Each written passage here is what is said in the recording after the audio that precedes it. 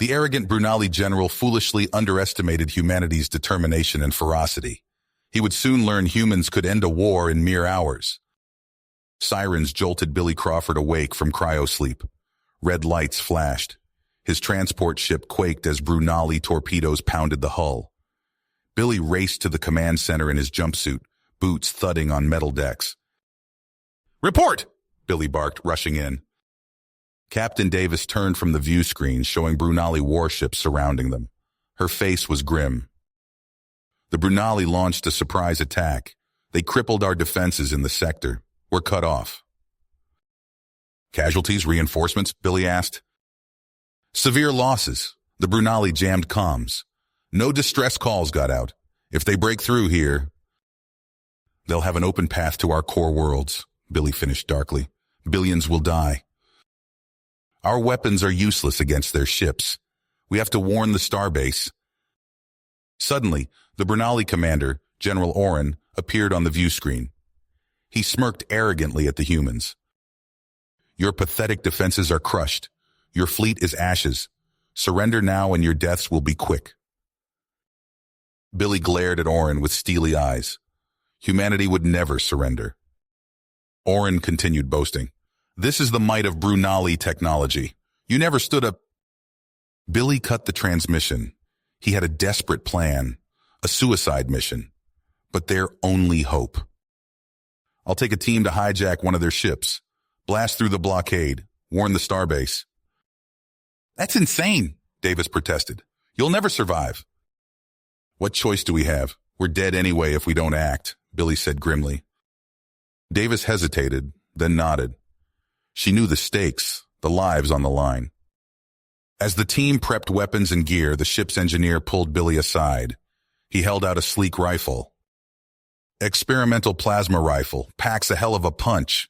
Might even the odds, but it's unstable as hell."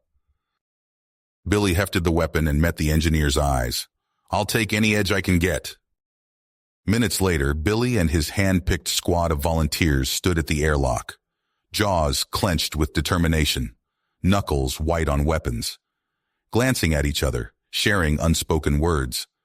This was likely a one-way trip. The airlock hissed open. The hangar lay before them, a Brunali assault ship in the center. Billy took a breath and charged forward, bellowing a war cry. His squad followed, screaming in defiance. They all knew it was a desperate gambit. They would probably all die horrible deaths, but they would fight with everything they had. They were the last hope for humanity, the last chance to end this war. They were human, and they would make the Brunali regret underestimating them. Billy gripped the controls of the hijacked Brunali ship, adrenaline surging through his veins. The experimental plasma rifle lay discarded, its once sleek barrel now charred and warped. It had served its purpose, blasting a path through the blockade, but now it was just dead weight. Alarms blared as the ship's sensors detected a swarm of Brunali fighters closing in from behind. Billy checked the shield readouts, 32% and dropping fast. "Sir, we can't take much more of this," Sergeant Hawkins shouted over the din of enemy fire impacting their hull. Billy hit his fist against the console. They were so close to the starbase, but the Brunali were relentless. At this rate, they'd be space dust before they ever reached safety. Suddenly, a memory flashed through Billy's mind.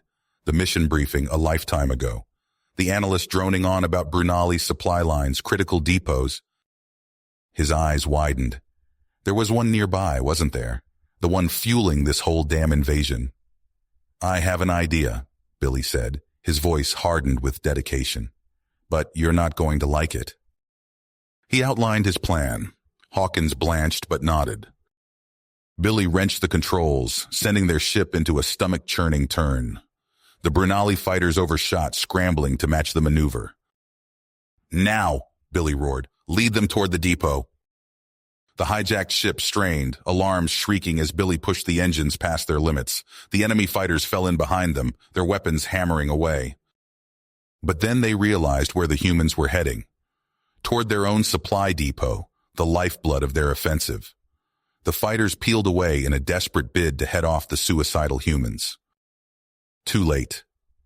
Billy's ship screamed into the depot's perimeter, Brunali capital ships looming like avenging gods. Their weapons turrets swiveled to lock on, the hijacked ship's shields already failing.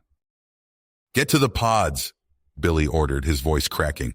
"All of you, now." Hawkins opened his mouth to protest, but the look in Billy's eyes brooked no argument. With a final nod, he led the others off the bridge. Billy was alone now, just him, the enemy, and the cold, merciless void. He aimed the ship toward the heart of the depot, its reactor core. One last flying bomb, one final middle finger to the Brunali. A proximity alert. Billy glanced at the sensor display and barked a shocked laugh. Orin's flagship, dropping out of warp directly in his path. The arrogant bastard had guessed his play. Orin's face filled the view screen, triumphant. "Surrender, human. You've lost. You never had a chance." Billy met the alien's gaze, a feral grin spreading across his face. "You still don't get it, do you? You've got no idea what you're up against. No idea what humans will do when everything's on the line." He toggled the comm. "For Earth." His finger stabbed down on the warp core overload. The world became light, pure, searing light, and heat and noise. The explosion ripped through Billy's ship and kept going. It slammed into Orin's flagship, consuming it utterly, and then it hit the depot's reactor. For a second, the entire star system held its breath. Then, a new sun bloomed into existence, so bright it seared afterimages into Billy's vision even through the automatically polarizing view screen. When it faded, the Brunali depot was gone. The rearguard fleet, reduced to drifting wreckage. An entire linchpin of the enemy invasion, wiped out in an instant. The last instant of Billy Crawford's life. The instant he saved his entire species. The instant he proved, beyond any shadow of a doubt, that you underestimate humanity at your own peril. The shockwave from Billy's sacrifice rippled through space, decimating the Brunali supply depot. General Orin's flagship lurched violently, systems flickering as emergency protocols kicked in. Orin stumbled, gripping his command chair to stay upright. "Status report," he barked. "Multiple hull breaches, shields at 12%, warp drive offline," his first officer shouted over blaring alarms. Orin's eyes widened as new contacts appeared on the tactical display. Human ships, dozens of them, emerging from warp. "Impossible," he hissed. "The humans couldn't have—" "Sir, incoming transmission from the human fleet." A gruff human voice crackled over the comms. "This is Admiral Zhao of the Earth Defense Force. Your invasion ends here, Brunali. Surrender or be destroyed." Orin snarled, thumping his hand on the arm of his chair. "All ships, emergency retreat. Scatter to fallback coordinates." As his battered fleet began to disengage, Orin input the jump coordinates himself. The ship shuddered, preparing to flee. Nothing happened. "Why aren't we jumping?" Orin roared. "Sir, warp core readings are fluctuating wildly. We can't—" An explosion rocked the ship. Orin's blood ran cold as realization dawned. "We have an intruder." Jake Hansen crouched in the shadows of the engine room, his hands steady as he wired the last explosive charge. Sweat dripped down his face, stinging his eyes. The ship rocked from human weapons fire, nearly throwing him off balance. "For you, Billy," he whispered, activating the detonator. Alarms screamed through the corridors as Jake sprinted away from the warp core. He'd bought them time, but now he needed to stay alive long enough for the human fleet to finish the job. A squad of Brunali soldiers rounded the corner ahead, plasma rifles raised. "Shit!" Jake dove for cover as energy bolts sizzled past. He returned fire, his pistol seeming woefully inadequate against the alien's armor. A stray shot clipped his shoulder, searing flesh. Jake gritted his teeth against the pain and kept moving. He couldn't let them corner him. Jake's mind raced. He needed a distraction, something to buy him just a few more minutes. His eyes fell on a nearby maintenance hatch. Perfect. He kicked it open, tossing in a makeshift grenade cobbled together from scavenged parts. The explosion tore through the ship's guts, rupturing coolant lines and power conduits. Jake grinned savagely as the corridor filled with billowing steam. Let them try to find him in this mess. But his triumph was short-lived. More Brunali converged on his position, boxing him in. Jake found himself trapped in the engine room, his back against the humming warp core. "End of the line, human," a Brunali officer growled. Jake's fingers tightened on his last remaining explosive. If he was going down, he'd take as many of these bastards with him as he could. Suddenly, the ship lurched violently. Emergency klaxons blared a new, more urgent tone. Jake's eyes widened in horror as he saw what was happening. The antimatter containment field was destabilizing. Orin was going to blow the whole damn ship. With seconds left to live, Jake keyed his emergency transponder. "This is Corporal Hansen to all human ships. Get clear now. The whole thing's gonna blow." He saw the antimatter stream begin to lose cohesion. In that moment, Jake made his choice. He raised his weapon and fired directly into the stream. The universe went white.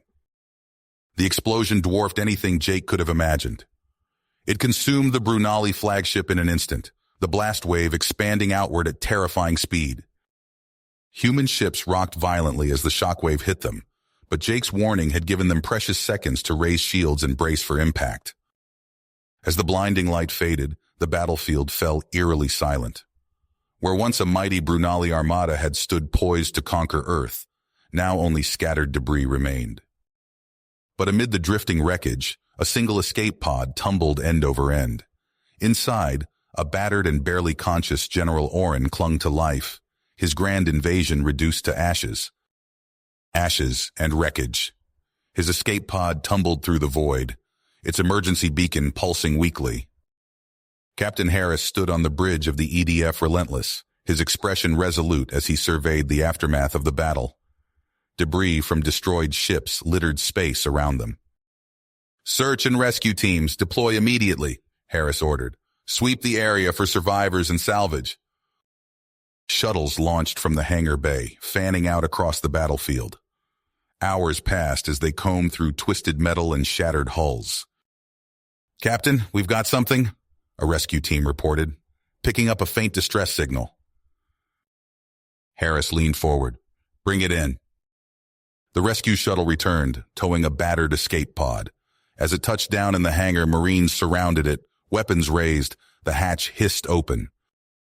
General Orin stumbled out, his uniform torn and bloodied. He sneered at the humans.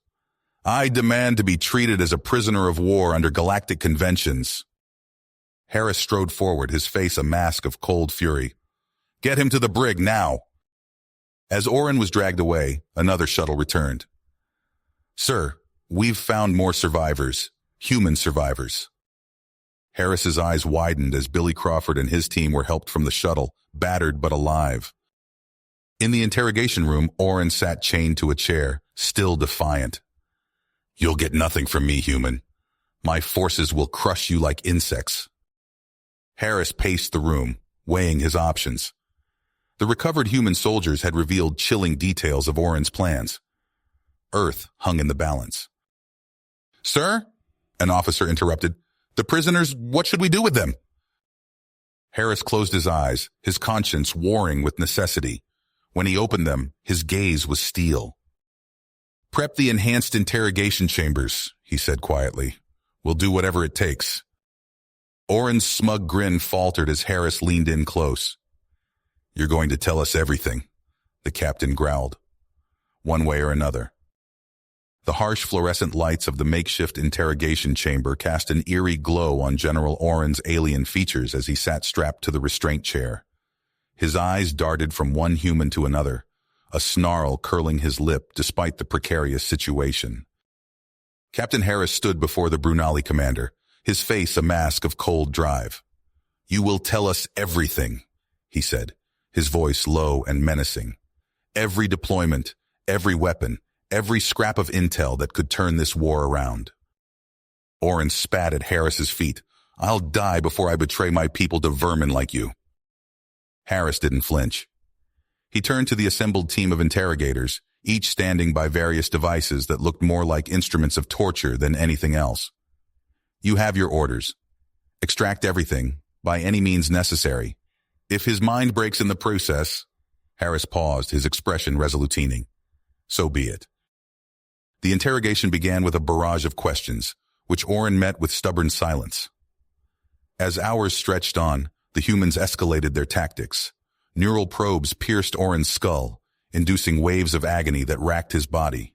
Still, he refused to break. "Initiate the simulations," Harris commanded, his voice devoid of emotion. Oren's eyes glazed over as the neural interface flooded his mind with fabricated sensory input. He found himself standing on his homeworld, watching helplessly as human warships rained fire from the sky. Cities crumbled to ash, the screams of billions silenced in an instant. "No," Oren whispered, his stoic facade cracking. "It's not real. It can't be real." The scene shifted. Now he saw his family, his mate, his offspring pleading for mercy as human soldiers advanced. Oren thrashed against his restraints, howling in rage and despair as the simulation forced him to witness unspeakable acts. Yet even as tears streamed down his face, Oren clung to his convictions. "The Brunali will prevail," he gasped between sobs. Harris watched the monitors, his expression grim. "He's still resisting. Prepare for deep memory extraction." A technician's fingers flew across a control panel. "Sir, this could permanently damage his psyche." "Do it," Harris ordered. Oren's body went rigid as the machine delved into the deepest recesses of his mind. Cherished memories, his first successful hunt, the day he joined the fleet, the birth of his children, were dredged up and twisted into nightmarish parodies of themselves. The chamber filled with Oren's agonized screams as his most precious experiences were corrupted and weaponized against him. His mind, battered by an onslaught of horror and suffering, began to fragment. "Fleet, vectors," Oren mumbled, his eyes unfocused. "Staging areas at Proxima Centauri, Betelgeuse, Sirius."